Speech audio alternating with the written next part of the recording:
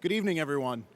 I'm Vince Stango, and I'm the Chief Operating Officer here at the National Constitution Center, and it is my great pleasure to welcome you to tonight's program with MSNBC's Hardball host and best-selling author, Chris Matthews.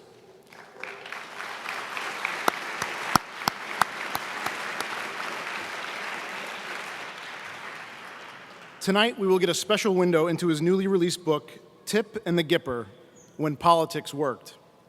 An insider's look at the unlikely bipartisan friendship between GOP President Ronald Reagan and Democratic Speaker of the House, Thomas Tip O'Neill Jr. Before we get started, I want to talk to you about three things. One, we're going to do a little bit of housekeeping. Two, I'm going to do a little Constitution Center commercial. And then three, I'll introduce tonight's guests. So first, we'll start with housekeeping. After tonight's conversation, we'll take a few audience questions. Please jot down your question on the note card you received at registration and hand your card to staff members walking up and down the aisles. If you happen to be tweeting about tonight's event, you can submit a question using the hashtag #NCCTownHall. A book signing of Tip and the Gipper with Chris Matthews will take place downstairs in the main lobby immediately following the conclusion of tonight's event. Please take a moment now to silence your mobile devices. All right, while you're doing that, I'll go on with the obligatory NCC commercial. Tonight's program is just one of many town hall programs the Constitution Center is hosting this fall. We've also introduced two new program series, Coffee and Conversation, which are casual, up-close and personal daytime discussions with constitutional scholars, authors, and community leaders. And we're now offering Town Hall Tuesdays, a once-a-month program where we will explore a constitutional issue making headlines in the news and its impact on American citizens. Our first Town Hall Tuesday on October 29th will explore the 14th Amendment and the debt ceiling. I also encourage you to join us for upcoming evening programs with David Rubenstein, historian Robert Dallek, and Louisiana Governor Bobby Jindal. But wait, there's more. Now, through December 31st, the National Constitution Center is proud to display the most comprehensive exhibition of Pulitzer Prize-winning photographs ever assembled. Capture the Moment, the Pulitzer Prize photographs, includes every winner since the Pulitzer Board began awarding the Photography Prize in 1942, and this great exhibition is included with your regular museum admission. The Constitution Center is able to offer this terrific slate of programming thanks to the generous support of our donors, our 1787 Society, our members, and all of you. So thank you very much, and you deserve a big round of applause.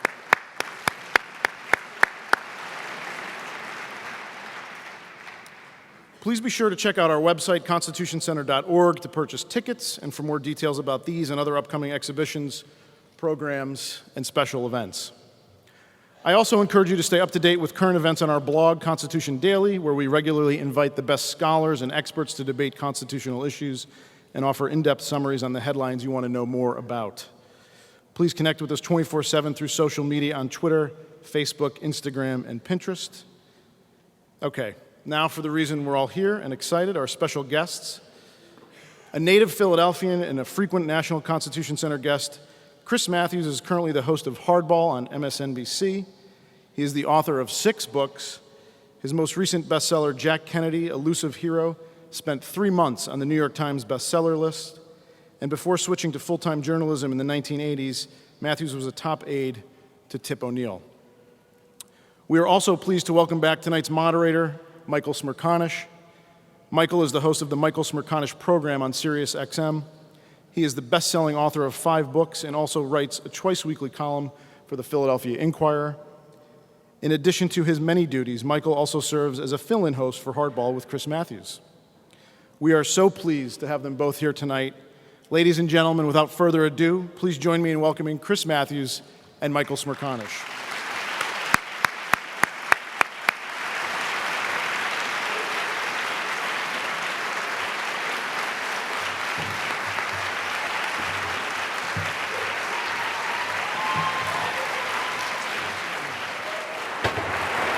I think they want me in that one.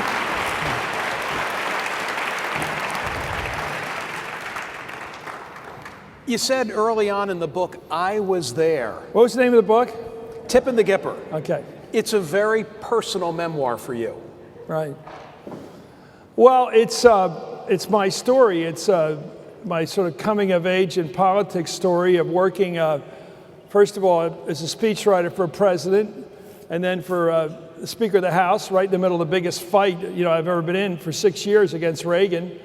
And it's my material. I kept a diary like Reagan did.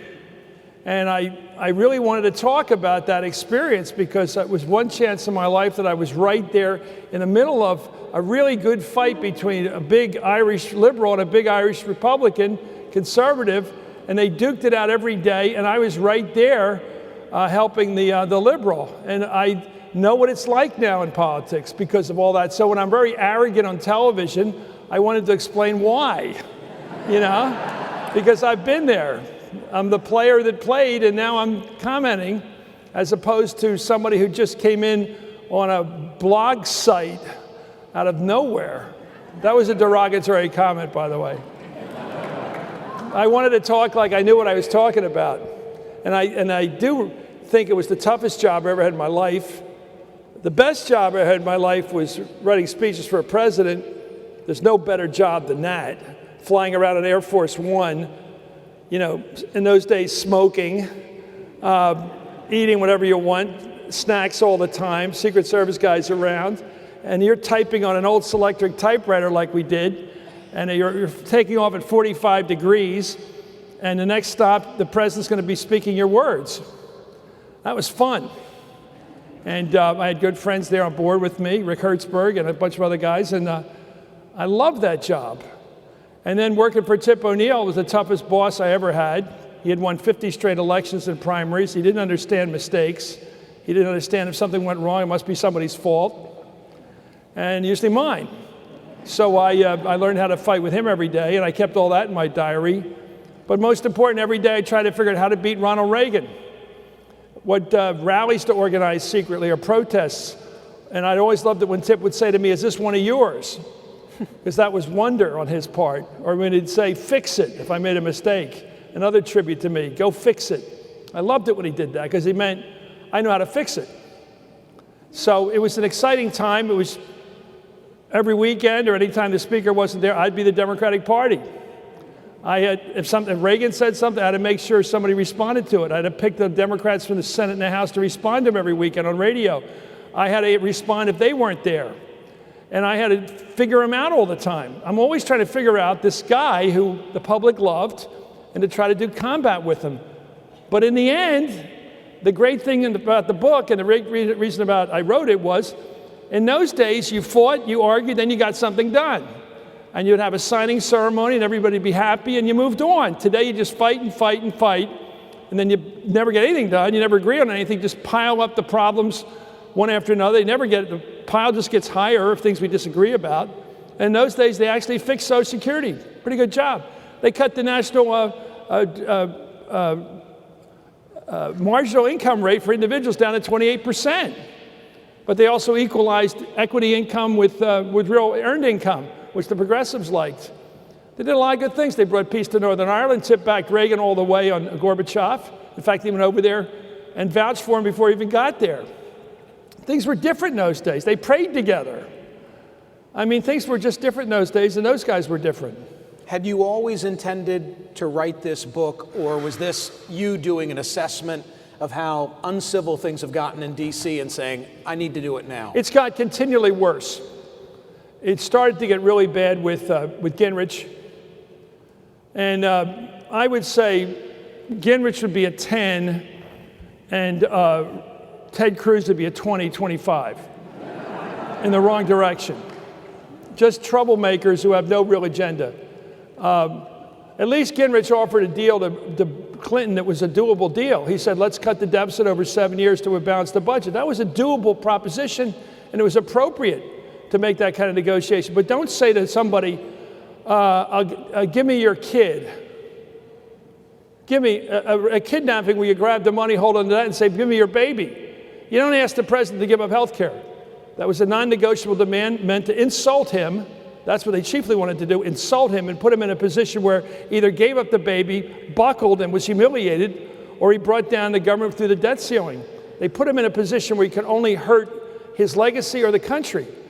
that was playing pretty tough, and I don't think it's appropriate the way they did it, threatening the country with just they could do harm to him. There's a great line. That wasn't a negotiation. There's a great line in the book where you say, you characterize these two adults, and you say each knew when to make a fist and when to shake hands. I was thinking about that line and also reflecting on the change in culture. Now, you've had a front row seat for the change in the cultural environment in Washington. Speak to that over the last 3 or so decades. Well, it used to be they didn't have all this big jet travel allowance they have now where they can flit home every weekend. It used to be they had to travel by car. And maybe they got per diem or per mile, but they had to travel by car. So you'd have people like Bob Michael, the Republican leader, and Dan Rostenkowski, who later became chair of Ways and Means, and 2 other guys would drive back from Washington to Chicago every weekend, 14 hours. They'd drive all night. And 2 guys would lie on a mattress in the back of the station wagon. They'd put the seat forward, and another guy would keep the other guy awake all night. Well, that's a good bonding way, because during the course of those 14 hours, you're talking about your wife, your kids, who's sick in the family. You become human beings together across party lines. Now people go out and maybe have dinner with their staff, or they go home that night. There's no card games like there used to be. Tip would always play cards with the boys. He used to say, either drink in this town or chase women. Actually, those 2 go together. Or you play cards. And I played cards. There's also a group of 4 guys that are really good family guys, good husbands, and they stick together as roommates. There's somebody making a movie about that now. And this is like George Miller and Leon Penn and a bunch of other guys, and Chuck Schumer, and 4 of them are still together. It keeps changing, the 4 guys, but they're the roomies, and they send most of their money home to their wife, and they go home every Thursday night. But Gingrich came along and said, leave your wife at home and leave your press secretary at home, which is smart, ruthless politics. But it ends any chance of people getting along in Washington. So Tip always said, bring your family to Washington as soon as you can afford it, because that way you're with your wife all through the week. When there's problems with the kids, you're there. When the kid's screwing up with homework or screwing up with drugs or anything like that, you're there. If the politician's always in Washington going out to dinner with the boys or going out with the younger women, let me tell you, the wife's at home, she's on the phone, he doesn't want to make that call every night. So what's happening at home? Maybe I won't believe what happened today. Nobody wants to make that phone call. So that's when the marriages get in trouble. So he said, have your family with you in D.C., go home on the weekends. That way you're only away for a day or 2, as opposed to being away all week, which is just trouble for some of these guys. And so a lot of this cultural thing changed. They used to be friends with each other. Tip and Silvio Conti were the best friends in the world. And Bob Michael and Jerry Ford, they were all friends. Today, it's gouge the other guy's eyes out and kick him in the nuts. That's what goes on today in politics. It's different. You read your characterization of the 2 of these individuals, and for those who've not yet read the book, let's be clear, they played hardball. Yeah, they were tough with fighters. One another. They were fighting all the time. And yet, they had these wonderful moments. The first time I talked to President Reagan, one of the 3 or 4 times I talked to him, he came to the Hill to give the State of the Union address. It was in January of '82, the first State of the Union he gave. And there's a I had an office, a big desk, and I was right outside the Speaker's ceremonial office. And then the House chamber was right next to us in the Capitol building. You can go see it today. It's the parliamentarian's office now. And Reagan was being held in the green room. The holding room was this big room, which was our ceremonial office. So I'm sitting outside there, and I know Reagan's in that room. So, of course, I go in. And I go, Mr. President, welcome to the room where we plot against you. And he goes, oh, no, not after 6. The Speaker says we're all friends after 6. So that's when I heard about that after 6 thing of theirs. And then I found out about it again in Tip's memoirs, which is they would have this thing where Reagan would call up and say, what time you got? And Tip would say, he said, can you change your watch to 6? Let's talk. And they would put together these deals, or they had this incredible birthday party for Tip in his first year. Reagan had Tip at his birthday party. They had the St. Patrick's Day parties every year, and they would match Irish jokes. They were different. I mean, Tip was a real street corner Irish guy. He wasn't some guy that played Irish guys in the movies, whereas Reagan did it with the brogue and all the Hollywood crap. The Irish have been in this country since the 1850s, but they still have the Clancy with his Irish brogue, in these movies, which is a joke. But Reagan would always tell his Irish jokes with a brogue because he's a Hollywood guy. He also referred to military uniforms as wardrobe, which I always thought was a telling bit of vocabulary. But, they would have wonderful times together. And one time Reagan offered up his big toast to Tip. I had all the witnesses for this in my book. He said, he ordered up champagne on Tip's birthday one time and said, if I only had, if I had a ticket to heaven and you didn't have one, I'd throw my ticket and go to hell with you, which is a bit over the top. But then they walked out of the room arm in arm, according to Mike Deaver, until they got to the elevator, and then Tip went out and kicked the hell out of him outside in front of the press. That's how they operate. Tip said that Reagan could be your friend. He said he was a real pal in his diary. He could really like you and be your friend and then knock your block off. And that's what politics was in those days. It was civilian, it was civilized warfare, like Marcus of Queensberry rules. And what you have today is you have this new kind of extreme fighting in politics where there are no rules, there's no restraint. For example, when we elected a president as recently as W, we had something called the honeymoon. Now, everybody's forgotten it already because of Obama. A honeymoon meant that if you elected a president, that you respected him enough to give him the benefit of the doubt for his big votes, the big things he had offered in the campaign. You said you should get a vote on those things. So Tip, when Reagan came in and said, you get a vote on everything you promised the public. I'm going to give you an up or down. Your day in court, there's no games, no filibusters. You're going to get your vote. And he said, I'll give it to you by August 1st. Well, that was the genteel way to do politics. Today, there's no honeymoon. The minute Obama gets elected that day, practically Mitch McConnell says, we're going to destroy you, get you out of there as fast as we can. Newt Gingrich is meeting with these guys at a restaurant that night with 6 or 7. I'm planning the guy's demise. Of course you want to defeat the guy for re-election, but you don't make that your number one goal. Big negative. Of course you want to beat him. You're competitive. But is that your reason to be? Is to destroy this guy's presidency? So that's changed. And also, they used to have happy signing ceremonies where they would argue about Social Security, and then they'd find a way where they would build in a kind of a means test for people who had higher incomes, but also delay the COLA, and also raise the age, because Tip didn't want to do that, but they did do that, and everybody would agree, and then they'd be happy. Or on all these issues, they would find a way where they come to us, denouement, and they're done, and they put it behind it, and they're pals. I don't see many of those days anymore. It's hard to read the book about O'Neill and Reagan without thinking about the dynamic or lack of a dynamic between Boehner and Obama. Break down that relationship. There's no relationship. Where did They've it go only been wrong? together, I think, twice alone. And this started with Newt again. He never was in the same room with Gephardt. And I blame both parties. They just, I don't know what, thank God Obama has Nancy Pelosi around, the enforcer.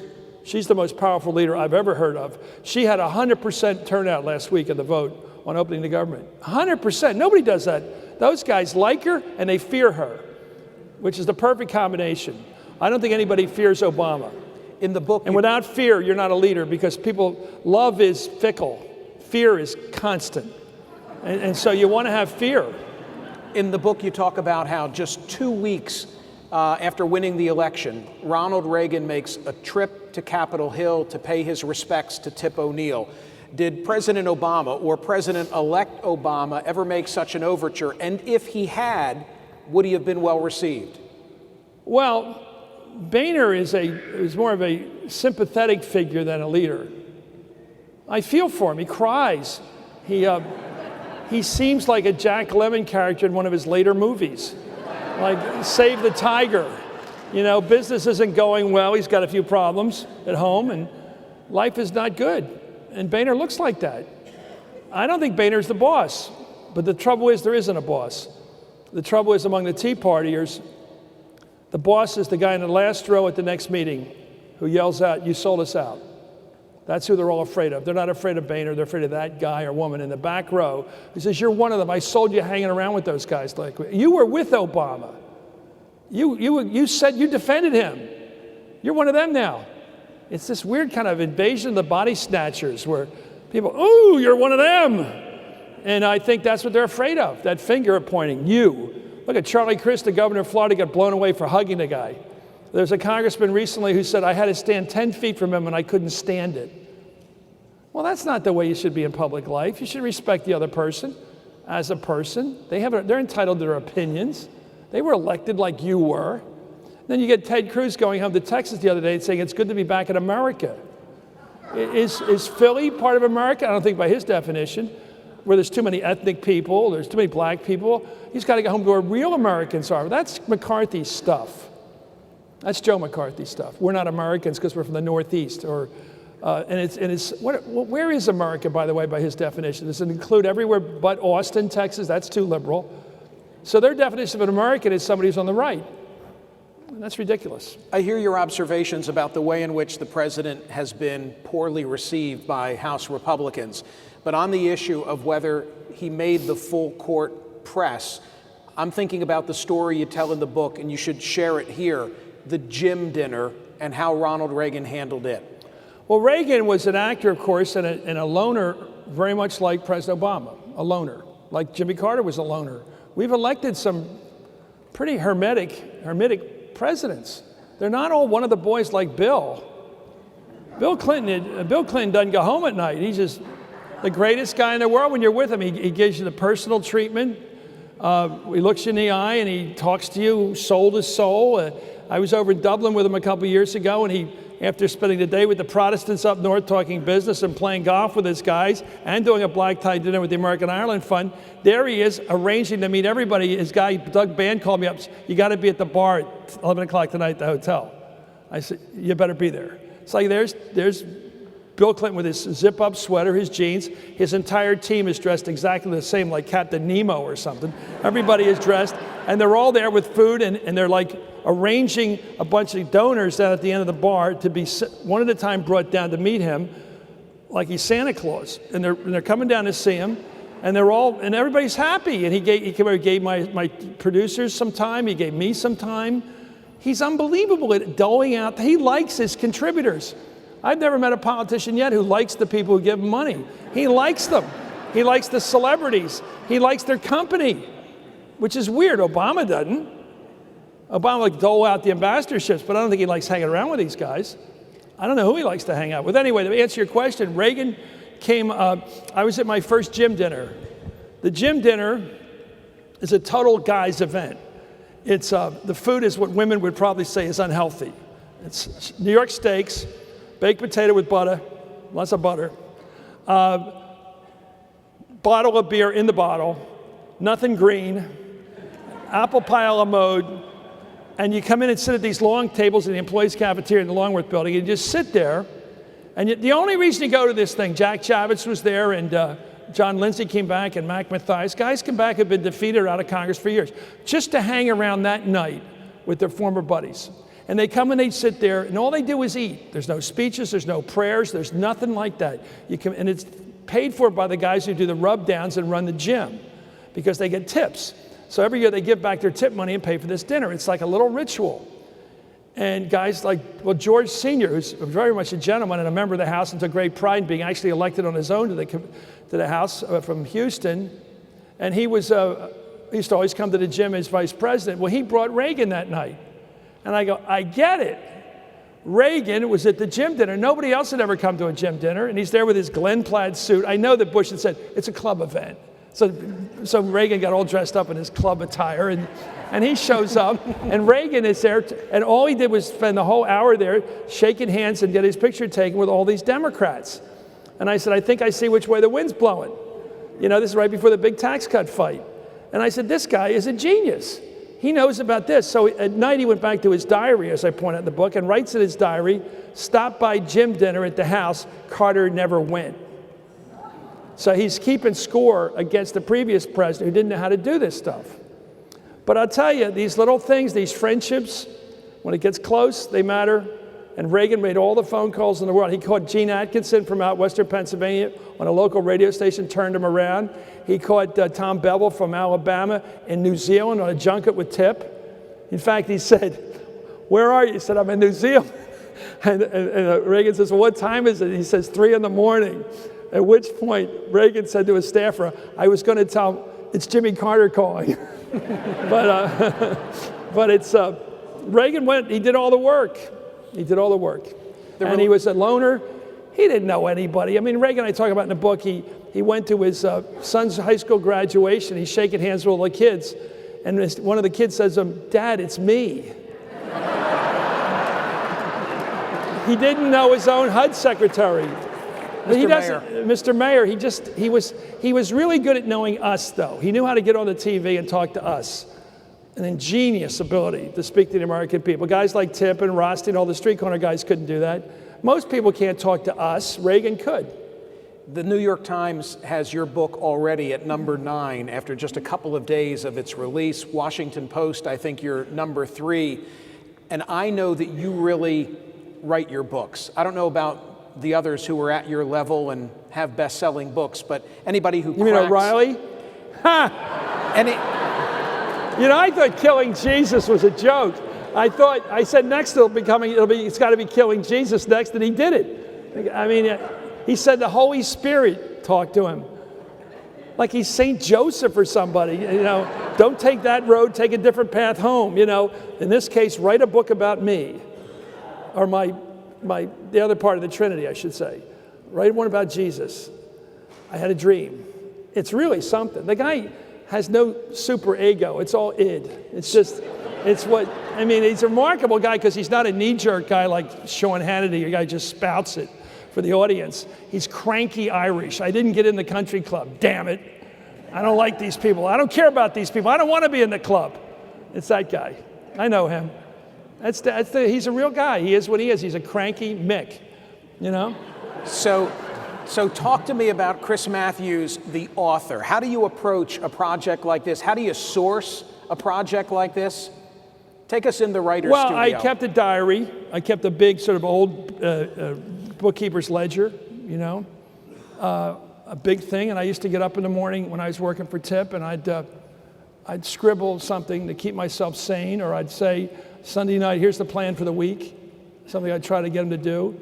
And I got a lot of there. Or if something went wrong, he was mad at me, I'd write worst day in my life. I'd scribble that in.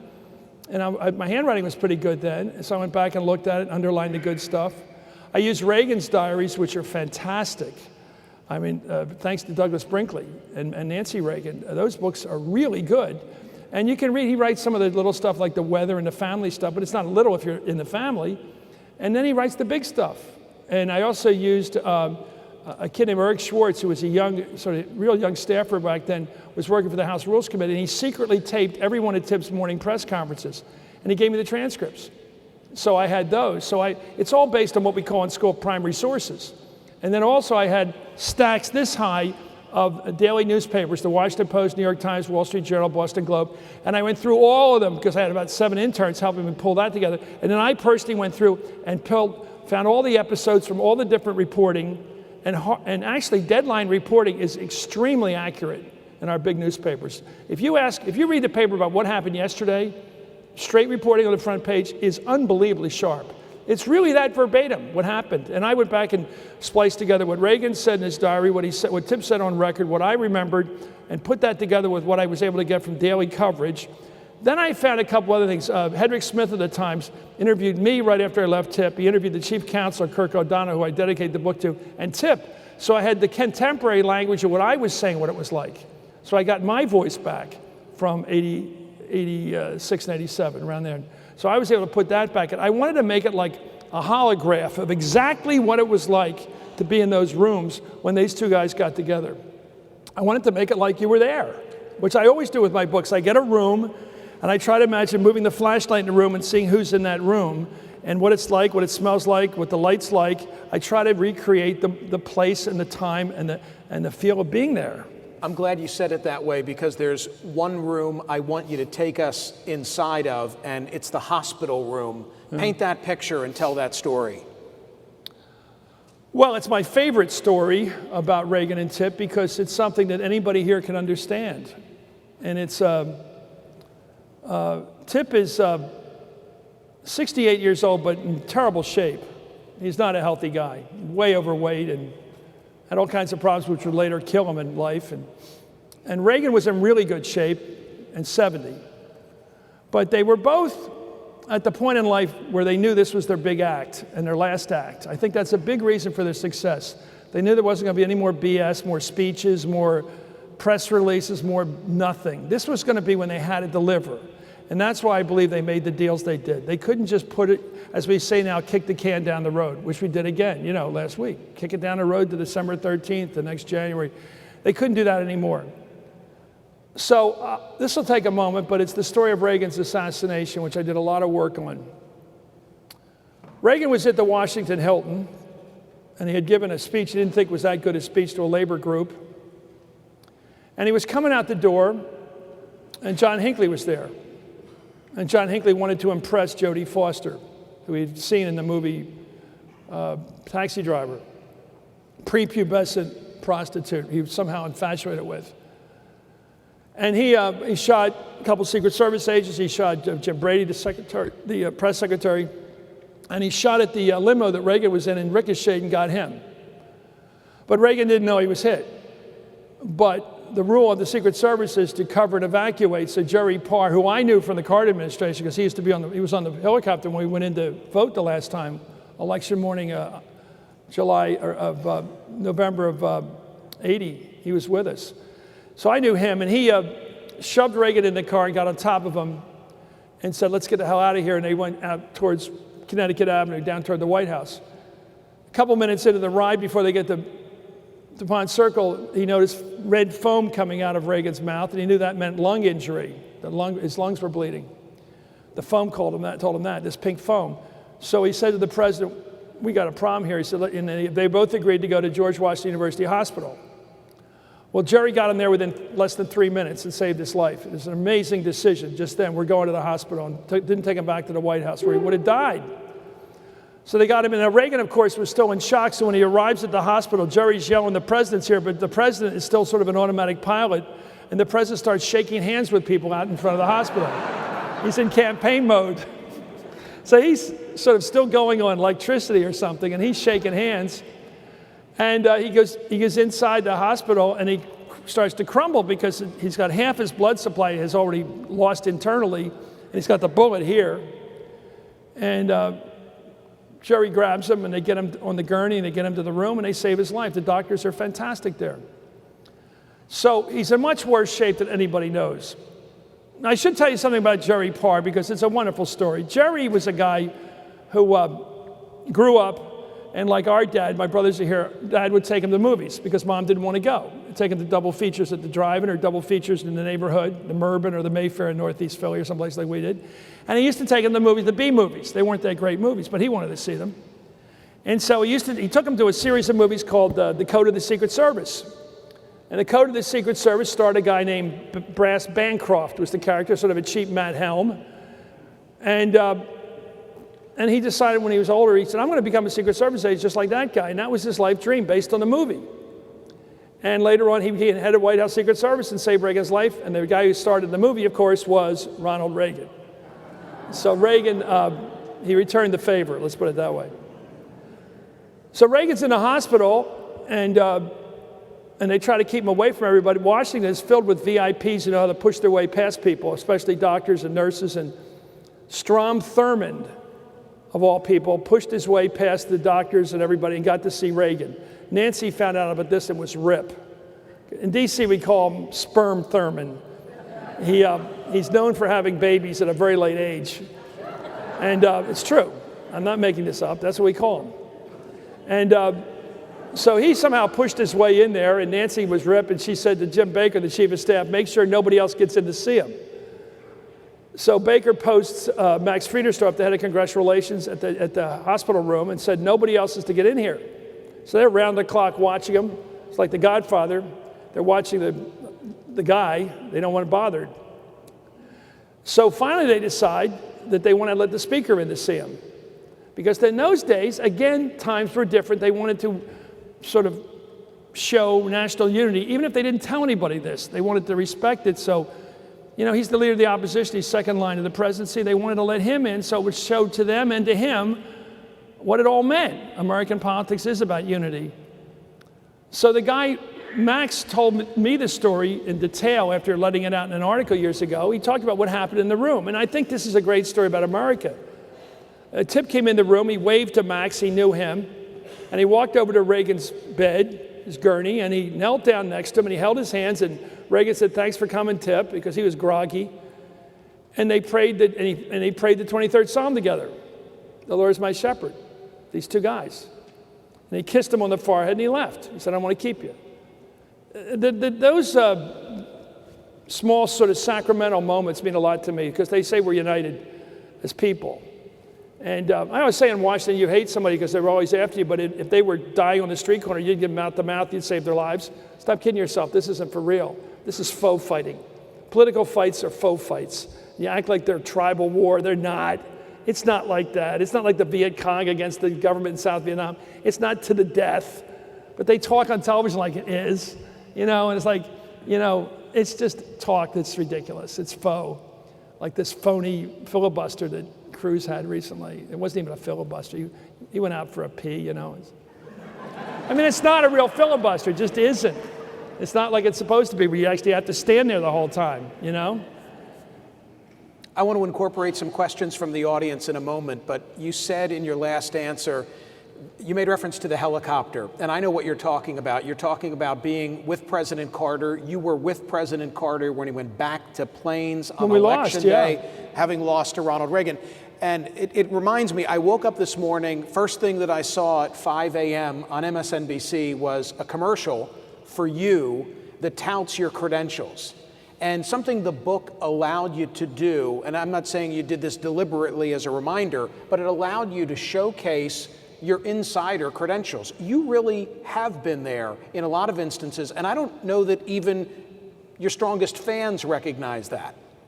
Yeah, I started when I got back from the Peace Corps in Africa, and I started knocking on doors. I didn't know anybody. I got a job on the Hill, and I worked for a senator for a couple of years. And I worked for the great Edmund Muskie for 3 years on the Budget Committee, so I know a lot about the budget thing.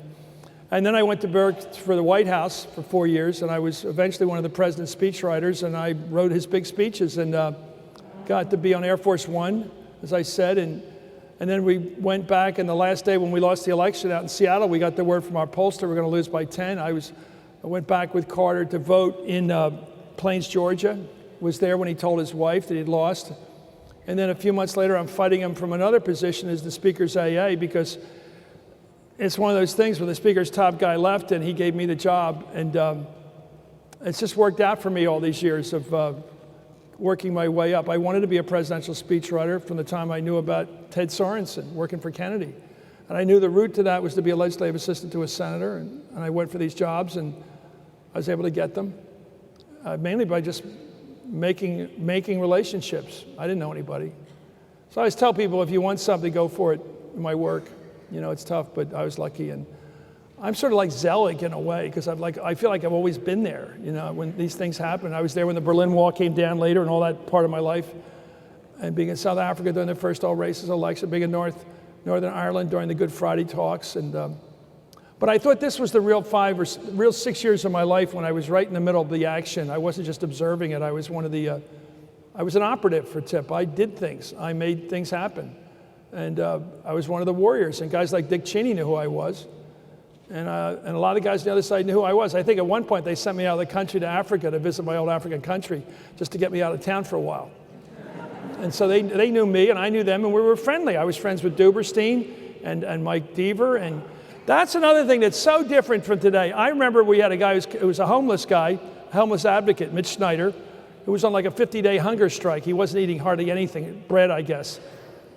And he didn't like the fact they're going to name a nuclear attack submarine the Corpus Christi, because it's Body of Christ, and he's a very Catholic, liberal Catholic guy. And I called up a speaker. I said, well, you were out singing while Deaver was playing the piano at Mary McGrory's house the other night, so why don't we call Mike Deaver and see if he can fix this thing so the guy doesn't kill himself. And I called Mike Deaver because the speaker left, and he said, well, that seems like a stupid reason to kill yourself. And that Monday, they changed the name to the city of Corpus Christi. And ended the strike. I mean, we had these relationships where we'd call and ask for favors, and there was a lot of that back and forth. We all were friends with. Tip really liked Jim Baker. He liked Ed Meese. He even got along with Oliver North. The relationships were unusually friendly, despite the fact we were at war with each other all the time. And the only time I had a tussle with Jim Baker is they were having a meeting on the Hill, and I said, Ari Weiss wants the speaker wants Ari Weiss to come to the meeting to help him with the numbers. And Jim Baker said, no staff. And I said, your staff. And he thought that, no, let's be gentlemen here. He pulled some waspy number with me. Let's be gentlemen. It was fun. And I tell you, those relationships, my wife was covering the G7 meeting in Williamsburg, Virginia one time. And I called up Kenny Duberstein. I said, can I have a pass so I can hang out with my wife? He said, sure. That's the way we did business. It was fun. It was personal friendships amid political combat. And when Tip retired, Reagan was the guest of honor with Bob Hope at his going away party, and that was considered normal. And you know, when Tip had his operation, his oleostomy and his stomach removal, basically, and all these terrible operations, Reagan was on the phone the next day, and people are human beings. All right. It's different than today. I think today, let me give you an example of how things are different. April 10th, 1985, Today's Show, Bryant Gumbel is still the anchor. At this hour, a bipartisan delegation is meeting with the new Soviet leader. It's carrying with them a letter from President Reagan asking for a meeting with Mikhail Gorbachev. The leader of the delegation is Speaker of the House Thomas P. Tip O'Neill. Bryant delivered that as if it was totally normal news. Can you imagine today? A delegation led by John Boehner was carrying a message from Barack Obama to Putin. It's just not the way we do business anymore. The sense of unity was taken for granted in those days. I don't want to make it like Schmaltz, but it was true. It was simply a different time and a better time. The questions from the audience are excellent. Let's do more of a lightning round, if we can, so I can get through a number of these. You mean that was not diplomatic? You want? It's not lightning enough for this guy. All right, here we go. If you could bring back a president right now to shake things up and get us back on track, who would it be? Oh, God. Well, a mix of Reagan and Clinton, I guess. Or, you know, I don't know. Who's a great administrator? Roosevelt was a terrible administrator. Ike was probably a great administrator. Ike. I mean, I don't know. You got to bring in somebody on the healthcare thing who knows is a whiz at this stuff and put that person in charge, not 5 people, not Valerie Jarrett and or Kathleen Sebelius and or somebody else. One person. And I don't think we have a clarity of a chain of command here like you have to do. Somebody should have been thinking about this for 5 years. VJ asks, what is your prediction for Hillary Clinton in 2016? She'll be the nominee and she'll be elected. The reason I think that is because I think she's become a celebrity, meaning she's bigger than just another pal. Women my age, I know this, want their time. They've been waiting for this for, this is their time. It's like Goonies. It's like Goonies. This is our time, you know? And I really think they want it to happen. They like her. They respect her. She's got the credentials. I would like her to run. The only trouble she has, she got to get back in shape politically, learn how to give speeches and duke it out. And the trouble is, it's very hard to do that today because everything's viral. It's very hard to do a tryout in New Haven because everybody, if she makes one comment, so she's really got to get a group of people around her who aren't necessarily Hillary fans, regular people, and really put together her answers to a lot of questions. Why did she support the Iraq War? Where is she on it now? What did happen in Benghazi? Where was she for the 3 or 4 hours after she got the word on Benghazi? You got to answer these questions. You can say all you want about not answering them. You got to answer them. And you better answer them to the satisfaction of the major press, or you're just going to keep getting hit with them. The right wing used her against Obama. They did all this crocodile tears out. They were really for Hillary, not Obama. The minute she announces, they're going after her. And they're going after Bill. He's got to watch himself, too. Okay? He's got to watch himself. The deal's off. He's back in play. I mean, we know all this. You laugh, but everybody knows this. The minute she runs, he's got to get covered severely. And I think he really wants her to be president. So I think he'll do what he has to do. I think she has got a tremendous advantage in him. But we saw what happened last time. She got middled by Tim Russert with Governor Spitzer. She didn't know how to answer the question about driver's license for people here illegally because she's worried about Spitzer, she's worried about the Hispanic community, and then she's worried about the election and general election where people don't like people getting driver's license for people here illegally. And she couldn't decide in a split second where to go. Right. Politicians have to be able to do that. All right, one more about 2016. Chris Christie. If he can find a political party, he's got it. Not this one. Not this party. This party's Christian right. He's already violated their rules on marriage equality. He's pro-choice, pro-life, which is good. That'll help him. But he's got to go win in Iowa where he can't win. He's got to win New Hampshire where he can win. Then he's got to win in South Carolina where he can't win. So the only guy I know that can win all three is Rand Paul. He can win all three of them I just mentioned. So Rand Paul's the most formidable candidate out there because he's not Ted Cruz, he's not that wild. He's a smart Paul, very smart. You've predicted that he will get the nod. Of that party, the Republican Party of today is not the party we grew up with. It's just not that party. It's not the Rockefeller. You couldn't imagine Rockefeller. You couldn't imagine Scranton. You couldn't imagine Ridge in this party, or even Hugh Scott. I mean, this is a different political party. Dennis asks, what would Tip think of the Hastert rule? He never observed it. When he fought, he was with Reagan on Lebanon. He took nothing but heat, and he didn't have a majority. The Hastert rule, by the way, Denny Hastert says, the former speaker says there is no Hastert rule. This means you have to get half the Republican Party in order to bring a vote to the floor. Question about your old boss. What would a second Jimmy Carter term have looked like? I'm not sure it would have been better. His problem was executive skills, and he really was, I think, a pacifist. And Carter was a pacifist. I think Obama is a dove, meaning he'll use it when he wants to. He doesn't incline to war, like Cheney is a hawk. And Hillary might be more of a hawk. I think she's more of a hawk than Obama. Obama's a dove. He doesn't believe in war as a solution generally. But I think he was quite willing to kill bin Laden. And quite willing to kill anybody he can get in the crosshairs. I don't think he has a problem with that. Carter, I don't know whether he would have done that. If Carter had bin Laden in the crosshairs, I don't know what he would have done. But he was ready to rescue the hostages. Rescue hostages in a way he thought would avoid any bloodshed. Okay, you'll love this one. So why didn't you run for the U.S. Senate? And Veronica says she was ready to volunteer. Well, a little late with the message. It's easy to say, you know, I didn't. I'm a Philadelphian. I'm not really a Pennsylvanian. I grew up in this city. I spent my time at the shore. Between here and Ocean City is where I've lived my life. I think I went to Reading once. And I remember they had country western music in the jukebox. It was for a religious reason. I said, where am I, Wyoming? What am I doing out here? But I'm a Philly guy. I have the accent still, I think. I think I'm a Philly guy, and that means going as far as Treasure Island and Feasterville, where we grew up near there and right on the border. And I've been to Pittsburgh, I think, once.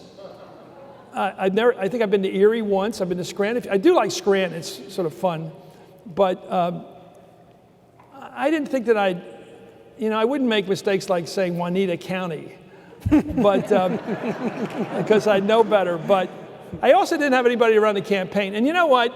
My wife kept asking me, Kathleen, the Queen, kept asking me the simple question, why do you want to do it? And I said, to vote against the next war. And she never thought that was a good enough reason. She would have had to quit her job, which I don't think she should. She's executive vice president of Marriott International. She has a huge job. I didn't want to have to say, can you quit? Sell the house, move to Philly, and do what Al Franken has done. Al Franken was a big-time celebrity. He gave up all the trappings of celebrity, won't do any national interviews because he did it right. He went back to Minnesota and lived there for a couple of years, reestablished his roots. That's the way to do it. You don't just fly in and put your name on the ballot. I think I could have beaten the guys I was running against, but Arlen would have done very well in a three-way race, and Arlen would have done anything to me it took. And I didn't dislike the guy. I voted for him the first time I voted. I sort of liked Arlen. Why would I want to attack him? Why would I spend 8 or 9 hours on the phone every day raising money so I could attack Arlen Specter, a guy I have nothing against? That seems like a stupid waste of my life. And Arlen would have loved it because he would have clawed to stay in that job. He said, you're either taking me out in the box or in a ballot. But I think the box would have been, either way, he didn't care. That guy loved, one thing I think Arlen and I agreed on, we loved the Senate. I think he revered it. Chuck Schumer told me this story the other day, that every morning Arlen would be in the gym, stepping up and down on some little block 1,000 or 2,000 times just to get in shape. That's what Arlen was. He would do anything to keep in shape and live longer. And I have nothing against the guy. He's a moderate Republican. I'm not even sure he's a Republican. He's just a moderate guy who seems like a perfect voter for Pennsylvania. Why would I run against him? A questioner from Moorestown, New Jersey wants to know, do you think that politicized television networks I think it's my cousin talking to us here, but go ahead. Have contributed to the polarization of the populace and particularly the Congress? I don't know. People tell me I have influence. I think people watch me because they like to listen to my views and figure out what I think, and then they think for themselves. I think they want to know, and they shake their heads when they disagree with me. I don't know why I said that. I don't think I influence the way other people think. I think that I do think Fox does that pretty well. I think they regiment people. I think they keep them in line, especially guys like Hannity, not so much O'Reilly. And certainly not the new one, Megyn Kelly. I think she's pretty independent. Brett Baer and Shep Smith, these are pretty independent people. But Fox and Friends, stuff like that, I mean, you don't want to be led intellectually by that. You know, so what was the question? I completely forgot. Where am I here? The question asks about the relationship between a polarized media yeah, I think, and a polarized well, world. my view is, yeah, that's a fair shot. I just think that it used to be, I used to deliver the Bolton. That's how we pronounce it, the Bolton. And my brothers helped, we all did it together. We delivered the Bolton. And people would come home, or my dad would come home with a train, and he'd get it at work, it was a nickel. And on the way home on the train to relax, I think it's a way of intellectually, he had a hard job as a court reporter, he would come home and read the columnists. And you could always, there was that great New York cartoon of everybody on the train reading Bolton on the way home. Everybody in the same newspaper, the same column. So today, instead of reading those columnists, who were James J. Kilpatrick, William F. Buckley, people like that, you go home and you watch the people who have TV shows. It's opinion, it influences you to some extent, but you also go to the people you want to agree with. Although I have to tell you, I try to read Will, and a lot of the guys in Crowdhammer I don't agree with because they're brilliant. I do want to read them. It's fun. And sometimes like Podorets, I like him all the time on cultural things. I don't agree with his politics, but I do read all these guys. And I don't think it's changed much. Instead of reading the paper on the way home and reading the op-ed page and the columnist, now we check in with the opinion at nighttime. We've sort of replaced the afternoon paper. But one of the ironies is we've never had so much choice in all our lives, and yet it seems most people gravitate only toward the like-minded, whether it's on the left or whether it's on the right. I'm amazed at that sometimes. When people say I watch MSNBC all night, I go, all night? I mean, we're all different, but maybe we're not that different. I know the people who are on after me at night are really well-educated and are Ivy Leaguers, and one went to Brown, one went to Harvard, one went somewhere else. I think they're all Harvards pretty much, and are Brown. And I go, these people are all academic. We used to call Seven Sisters or Ivy League people. They're all incredibly academic and policy driven. I'm not at all like that. I engage in the kind of political argument you get at the barbershop or on a bus or anywhere. I argue like everybody argues. I don't claim anything more than, I read more and keep up with more than most people do because I have to, but I don't claim to be smart to anybody, and I never claim to be morally superior to anybody, that's for sure. In fact, they never talk about that stuff. But I think, I don't know, people want to hear. Rachel has an enormous audience of people who are very, I think, interested in policy, not that interested in politics, don't really have people they root for. They care about issues. A question. Have I been derogatory enough? But I think they're intellectually above me in many ways because I don't really focus on all that stuff. Chris Hayes is like that too. Lawrence is even more intellectual. At 10 o'clock at night, I'm more of the traditional journalist, reporter, columnist type, I think. We have just a couple of more minutes together, and then I know you're going to sign a lot of books. I'd be derelict in my duty if I didn't ask for a reaction from Chris Matthews about the rollout of the exchanges. Well, I don't understand. I said before I thought there should be one person in charge, and here's a real cosmic problem we have in our politics. Now, my EP corrected me on this, but I think it's still generally true. The people in politics who want to build big things, who want to build a fast-speed rail, they want to fix our bridges and roads. The infrastructure is a boring word, but they want to really make America like Europe and Asia today. If you go to Europe, you take the Channel, 20 minutes under the English Channel, like that, not even a rumble. You take the TGV, 365 miles an hour through France. You don't know you're moving. They used to, years ago, 20-some years ago, they issued computers to everybody in France, every single household. These countries that we saved in World War II are now advancing beyond us in the way they live. Bullet trains in Asia. Everything is able, they can build this stuff and make it work. And here we are stuck with Amtrak, which is all right, but it's certainly not state of the art. And why do we have that? Why don't we have the stuff that the advanced countries have? Because two reasons. The Democrats say they'd love to do it, but nobody trusts them to do it. Because they think they'll just give it away to the labor unions or the welfare, or they'll use all the different, they'll dump a lot of it and just political hacks and get their hands on it. Because they don't trust them to spend the money correctly like a business would. And the Republicans would probably be trusted to do it the way Eisenhower was trusted to build the interstate highway system, the 95s, the 80s, the 70s, all across the country. But Republicans, they don't want to build. Now, some do. Schwarzenegger did. Mike Bloomberg, when he's Republican, did. Eddie Rendell, the Democrat, did, but he's more of a builder. The problem is we don't have the national will to do what we know needs doing, to get capital back into the public world again. And the only way you're going to do it is with a capital budget you trust. It isn't going to be blown away or wasted. And we have to be able to do this again. And we can't wait till we balance the budget, because we're not going to balance the budget. Therefore, the rest of our lives, we're not going to do anything. We're going to let everything get older, and sewer systems, New York's underwater. What's going on underwater in New York is scary.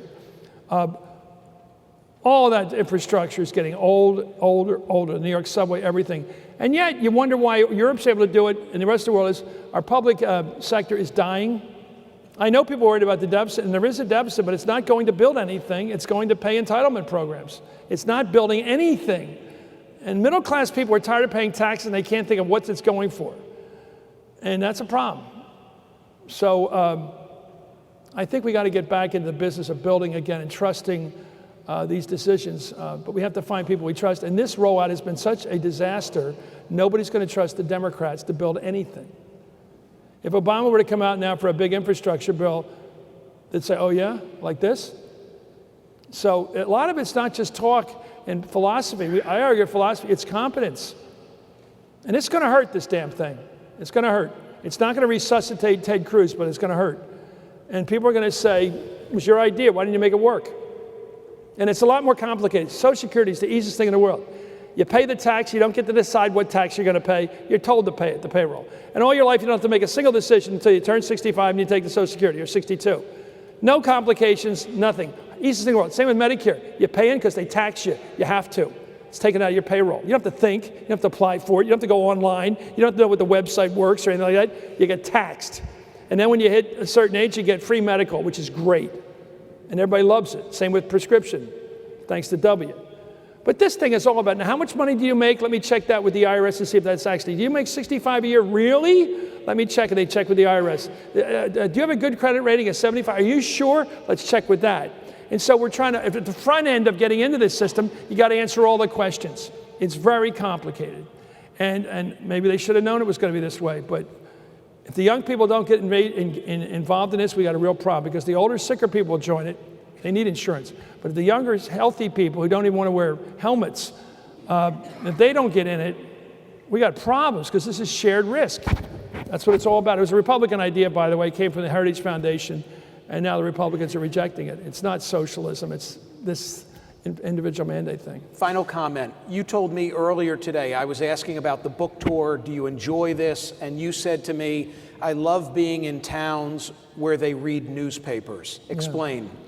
Well, I worked for the San Francisco Examiner, and I thought that was a city like Philly. It's hard to read a newspaper when you're on a bicycle. And these people are out riding around in the most beautiful weather on earth, Northern California. I may end up there. It's just perfect out there. My kids out there. My other kids are in L.A. trying to make it in the movie business, and it's just perfect. But it's not a newspaper town. I thought when I wrote for the Examiner, I'd go into a bar and somebody'd say, "I couldn't believe what you wrote. That's a bunch of crap," and have a big fight, like Joe McGinnis used to do in this town. But I like towns where they get angry at the columnists. They have an attitude about the ball players. Philly is unique, by the way, in its focus on individuals. If you're from Philly, they like you. I know that. I'm proud of the fact I'm from here, and I feel the affection for people here. But you better not screw up. You strike out in any sport, they won't forgive you. So it's an interesting town. There's a lot of bonding in big cities. I like Boston that way, that you don't get more bonded than up there. They're crazy people up there about the Sox. Although I don't get the beards. I'm sorry. Do you like the beards? I don't like the beards. These guys. I don't like the beards. Anyway, the big cities are the following: Boston, Philly, Chicago, definitely. Those three, and New York are real cities. And then where people retire in Florida, they take those cities with them, you know. And those are real people, too. I don't like expansion teams. I like real baseball teams like the Cubs and the Phillies. I don't like new teams like the Tampa Bay Rays. I don't know how you get excited about that. I am totally prejudiced. It's great to have you at home, and thank all of you for coming to the National Constitution Center. Thank you. Thank you. Thank you. Thank you. Time flew. Thanks, bud. You got a lot of books to sign. Robbie.